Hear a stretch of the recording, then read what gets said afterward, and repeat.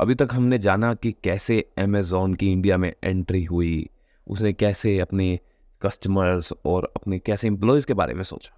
चलो अब हम ये भी जान लेते हैं कि बंसल्स की आईआईटी में एंट्री कैसे हुई, कैसे वो फ्लिपकार्ट तक पहुँचे, थोड़ी उनके बारे में भी जान लेते हैं। तो चलिए चैप्टर 2 के बारे में पढ़ते हैं, the Bansal's go to IIT. अब सचिन और बिनी बंसल फ्लिपकार्ट के को-फाउंडर हैं, सबको पता है।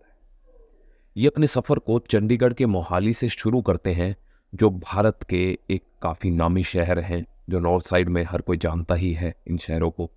इनका जन्म लगभग 1980s की शुरुआत में हुआ था और अपने इन्होंने स्टडी के दौरान धीरे धीरे स्कूलिंग करी और आगे चल के इन्होंने दोनों ने ही डीएवी कॉलेज में पढ़ाई करी हुई है। दोनों ने, सचिन बंसल के माता पिता ने काफ़ी पैसे जोड़कर इनको इंजीनियरिंग कॉलेज में एडमिशन दिलाया था। सचिन जी के एक ट्यूटर थे जिन्होंने इनको आईआईटी में जगह लेने में काफ़ी मदद करी थी। उनका नाम था अशोक चित्कारा, जो जिनकी वजह से ही आईआईटी दिल्ली में इनका एडमिशन होना पॉसिबल हो पाया, इनकी ट्रेनिंग और कह लो डेडिकेशन की वजह से। सचिन ने कंप्यूटर साइंस में बहुत ज़्यादा रुचि रखते थे, इस वजह से उन्होंने जो एडमिशन लिया था वो आईआईटी दिल्ली के अंदर कंप्यूटर साइंस के अंदर स्ट्रीम चूज़ करी थी। अब भाई आप सभी को पता ही है, जब आते हैं कॉलेज के अंदर तो कैसी कैसी परेशानियां रहती है। आपको याद हो तो जैसे कि पहली जो सबसे बड़ी परेशानी रहती है वो है हॉस्टल। और हॉस्टल के अंदर क्या होता है, हॉस्टल का हिसाब थोड़ा अलग तरीके से चलता है। हम सभी जानते हैं, जो भी हॉस्टल्स गए हैं या फिर जो भी हॉस्टल्स में रहे हैं, उन्हें पता है थोड़ा ऊपर नीचे तो चलता है। और भाई वहाँ पे रैगिंग भी होती है, आईआईटीज़ में होती है। जैसे भाई हमारा जो इंजीनियरिंग कॉलेज था वहाँ पे जो रैगिंग थी वो अलाउड नहीं थी, और बहुत सारे कॉलेजेस में लगभग रैगिंग होती ही होती है। ऐसे ही सचिन जी की भी, जो सचिन बंसल है, उनकी भी बहुत बार रैगिंग, और उनको उनको एक नाम दिया गया था। मतलब अच्छा तो नहीं लग रहा बोलते हुए, पर इन्होंने बुक में लिखा हुआ थप्पा नाम दिया गया था इनको। लेकिन इन्होंने बड़ी हिम्मत रखी और रैगिंग को सहते रहे और धीरे धीरे वो घुल मिल गए और बात बन गई। उनका कंप्यूटर गेम्स में ना उस टाइम पे बहुत ज़्यादा इंटरेस्ट था। उन्होंने काफ़ी सारी कंप्यूटर गेम्स उस टाइम के हिसाब से जो बनी हुई थी वो बहुत खेला करते थे। और अपने जो इंटरमीडिएट साल थे, जो बीच के कुछ सालों में, इन्होंने बहुत अच्छे अच्छे प्रोजेक्ट बनाए, जिनमें से एक प्रोजेक्ट था फाइल शेयरिंग का, और एक पजल का प्रोजेक्ट भी बनाया था इन्होंने। आपने भी बनाए होंगे, आप अपने प्रोजेक्ट कमेंट में लिख के ज़रूर बताइएगा। हम भी देखते हैं आपने लाइब्रेरी मैनेजमेंट सिस्टम तो नहीं बनाया, जो आज के टाइम में नॉर्मली सारे के सारे कोड इंटरनेट पे से उठा के डाल देते हैं। सचिन और 3 उनके जो दोस्त थे, वो लगभग सारे मिलकर 2 सालों की इंटर्नशिप के दौरान उन्होंने यूनिवर्सिटी ऑफ एसेन जर्मनी में जो स्थित है, और जब बंदा बाहर घूम रहा होता है तो ऑटोमेटिकली बंदे की सोचने का नज़रिया और देखने का नज़रिया दोनों एक्सपेंड हो जाता है बहुत से। लेकिन बाहर घूमने के कुछ साइड इफ़ेक्ट्स भी होते हैं, जिनकी वजह से उनकी सोच और भी चीज़ों में बहुत ज़्यादा ही खुल चुकी थी, कि जैसे बिना पढ़े पेपरों में चले जाना, और कभी कभी तो पेपर से बहुत जल्दी उठ के आ जाते थे सिर्फ इसलिए कि वो गेम्स खेल सके। इसकी वजह से वो अपनी पढ़ाई पे जो है ध्यान प्रॉपर नहीं दे पा रहे थे। अब भाई आ गया लास्ट सेमेस्टर। अब बहुत बड़ी बड़ी कंपनीज इंटरव्यू के लिए आ रही हैं आपके आईआईटी के अंदर, जो कि आती ही हैं। और अब क्या करें कि उन पे 2 ऑप्शन थे, या तो वो अभी भी अपनी वो जो मज़े वाला पार्ट है उसको कंटिन्यू करा जाए, या फिर वो अब लास्ट सेमेस्टर जो 6 महीने हैं लास्ट के, उनको ध्यान से मेहनत करके चूज़ करे और एक अच्छी कंपनी में इंटरव्यू क्रैक करे। तो उन्होंने यही ऑप्शन चूज़ करा कि अब मैं गेम्स सारी बंद करूँगा और इस कंपनी को मैं क्रैक करूँगा, इस कंपनीज के इंटरव्यू को क्रैक करूँगा। उन्होंने पढ़ाई पर ध्यान देना शुरू करा और बहुत मेहनत करी, अपनी डिग्री पूरी करी, और एक सॉफ्टवेयर कंपनी में उन्होंने अपना इंटरव्यू क्रैक करके उसमें ज्वाइनिंग कर ली। अब थोड़ा बिनी बंसल के बारे में भी जान लेते हैं।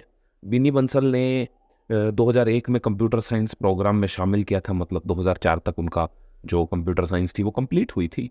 उनके साथी रोहित बंसल भी थे, जिन्होंने आगे चलकर स्नैपडील को खड़ा किया। आप सभी जानते हैं स्नैपडील आज के टाइम में बहुत बड़ी कंपनी है।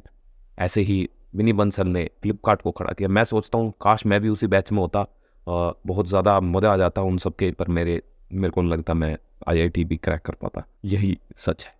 विनी जो थे ना, उनके बारे में अगर मैं बताऊँ आपको, वो काफ़ी तेज़ दिमाग वाले स्टूडेंट थे। वो हर चीज़ में काफ़ी आगे रहते थे, पढ़ाई में तो थे ही, और साथ ही साथ खेलने कूदने में भी काफ़ी अच्छे थे। OCA के सदस्य भी थे, वहाँ पे एक कम्युनिटी थी तो उसमें सदस्य थे, और उनमें गुस्सा भी काफ़ी ज़्यादा था। ये मैं नहीं बोल रहा हूँ, ये इनकी बुक में, बिग बिलियन स्टार्टअप में ही लिखा हुआ है। उनके साथ थी, लेकिन उनके साथ काफ़ी प्यार उनका बहुत ज़्यादा था। ऐसा कुछ नहीं था कि वो अपने साथियों के साथ गुस्से में। बिनी जो थे वो शिवालिक हॉस्टल में रहा करते थे, जो कि और जो हॉस्टल्स थे उनके अलग है, क्योंकि उसमें जो ज़्यादातर लोगों की जो उम्र है वो रिटायर्ड लोग टाइप के हैं, मतलब 50-60s के, उनके बीच में वो रहा करते थे। वो अपने प्रोफेसर M बालकृष्णा के बारे में भी बहुत कुछ लिखते हैं। उसमें बताते हैं कि उन्होंने कैसे उनके अंदर के कुछ बदलाव करे, जिससे उनकी मेंटालिटी में चेंज आया, जिससे उनका एंटरप्रेन्योरशिप की तरफ थोड़ा ध्यान जाए। उन्होंने काफ़ी उनको समझाया और सिखाया कि भाई आपको इस साइड जाना चाहिए। इसके बाद सचिन और विनी बंसल कुछ टाइम के लिए अलग हो गए, क्योंकि उनकी जो कंपनी थी वो अलग अलग कंपनियां थी। सचिन जो थे वो सॉफ्टवेयर कंपनी में ज्वाइन करा था उन्होंने, और विनी बंसल की बताऊं तो उन्होंने सेमीकंडक्टर कंपनी में ज्वाइन करा था। लेकिन उनके उसके कुछ टाइम बाद, 1-2 साल बाद, उनका फिर मिलन होता है एक ही कंपनी के अंदर। उस कंपनी का नाम तो आप समझ ही गए होंगे, और उस कंपनी का नाम अमेजोन है, जहाँ पे उन दोनों ने इंटरव्यू को क्रैक करा, जिससे उनमें काफ़ी ज़्यादा स्किल्स अपग्रेड भी हुए, वहाँ जाके ई कॉमर्स की नॉलेज मिली, जिससे 2007 में उन्होंने अपनी नॉलेज के बलबूते पर एक ई कॉमर्स का किंग बनाने की शुरुआत करी, जिसको नाम दिया गया फ्लिपकार्ट। फ्लिपकार्ट की स्थापना सबसे पहले बेंगलोर में की गई। पहले कुछ सालों में उनका समय बहुत चुनौतियों था, मतलब बहुत ज़्यादा प्रॉब्लम, अलग अलग प्रॉब्लम्स, क्योंकि यार एक तो फंडिंग की प्रॉब्लम आती है यहाँ पे, और एक बिजनेस को चलाने का जो तरीका होता है वो थोड़े टाइम में ही सेटअप होता है, उसका स्ट्रक्चर तैयार करना, और भी बहुत कुछ अलग अलग टाइप की प्रॉब्लम्स आती हैं। अगर आपने कभी बिजनेस करा है और आप या फिर करना चाहते हैं, तो आपको भी एक टाइम ऐसा आएगा कि आप प्रॉब्लम्स को फेस करेंगे, जैसा कि हर कोई करता ही है। ज़्यादातर लोग उस प्रॉब्लम्स से देख के या समझ कर उनको भाग जाते हैं, बट अगर जो खड़ा रहता है वही किंग बनता है। तो आगे फ्लिपकार्ट ने भी काफ़ी ज़्यादा बढ़ने की कहानियाँ इसमें लिखी हुई हैं। प्रॉब्लम्स को फेस करते करते उन्होंने अपने स्ट्रेटेजिक फैसले लिए, कैसे कैसे वो करेंगे। कस्टमर सेटिस्फेक्शन पे उन्होंने बहुत ज़्यादा फोकस करा कि कस्टमर इज़ द किंग, अगर वो किंग है तभी हम किंग हैं। बंसल्स ने जो बनाया था वो जो इंडियन भारतीय कस्टमर्स हैं उनके हिसाब से इसको डिज़ाइन करा, कि जो इंडियन कस्टमर है वो ऑनलाइन पे विश्वास नहीं करता है, तो इसलिए उन्होंने क्या करा कि कैश ऑन डिलीवरी जैसी स्ट्रेटेजीज को बनाया, और जो कि कैश ऑन डिलीवरी सबसे पहले स्टार्ट करी ही फ्लिपकार्ट की तरफ से गई थी, जिसकी वजह से आज आज तक अब तो लोगों को आसान नॉर्मल हो गया है अमेजोन फ्लिपकार्ट पे पेमेंट करके देना। पर जब मैंने शुरुआत करी थी परचेजिंग करनी 2009, 10, 11 के करीब, मैंने कंप्यूटर परचेज करा था, पर उस टाइम पे हम कैश ऑन डिलीवरी ही बुलाया करते थे, क्योंकि उस टाइम पे इंटरनेट होना ही बड़ी बात थी। उन्होंने अपने कॉम्पिटिटर्स का भी बहुत अच्छी तरह के सामना किया, और उन्होंने बहुत सारे अपने पार्टनर्स, रोहित बंसल द्वारा शुरू की गई स्नैपडील के साथ भी बहुत सारी उन्होंने काफ़ी सारी कोलैबोरेशंस करी थी। फ्लिपकार्ट के इस सफ़र में उन्होंने बहुत सारे फंड भी रेज करे, और अलग अलग स्टेप्स लेते गए, और आज आप देख ही सकते हैं कि फ्लिपकार्ट कहाँ पहुँच चुकी है। और आज फ्लिपकार्ट एक जीता जागता इंस्पिरेशन है, जिसको देखने के बाद बहुतों की रहती है कि कल को हम भी एक ऐसी कंपनी खड़ी करेंगे। फ्लिपकार्ट की इस सफलता में ना सबसे बड़ा जो रोल था इन बंसल्स का ही था। 2018 में वॉलमार्ट ने फ्लिपकार्ट में एक छोटा सा हिस्सा खरीद लिया, जो भारत की ई कॉमर्स क्षेत्र में घुसना चाहता था। धीरे धीरे करके उन्होंने पूरी कंपनी खरीद ली। उसकी कहानी कुछ अलग है, पर मैं उसके बारे में इसमें बात नहीं करूँगा। लेकिन जिन्होंने इस कंपनी को बनाया था बंसल्स, उनका टाइम अब ख़त्म होने वाला था, क्योंकि आप सभी जानते हैं वॉलमार्ट ने क्या स्ट्रेटेजीज अपना के बंसल्स को आउट करा। इस चैप्टर में हमें बहुत सारी चीज़ें सीखने को मिली, जिसमें से एक मुझे बहुत ज़्यादा इंस्पायर करती है, वो है मेहनत। एक टाइम ऐसा आता है कि हम प्रॉब्लम्स को फेस कर रहे होते हैं, और हम ये बहुत मुश्किल से समझ पाते हैं कि यार ये मेरा डिसीजन सही था या गलत था।